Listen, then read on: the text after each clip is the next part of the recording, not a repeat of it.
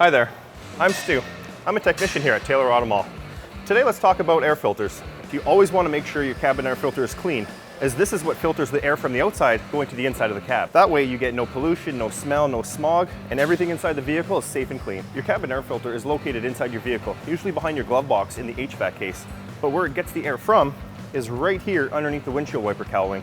You want to make sure right here is free of debris, especially leaves and sticks. So the cabin air filter is located behind the glove box. Usually you have to take the glove box out to access it. On the HVAC case, there should be a little door that you open up and pull it out. As you can see, this one is dirty.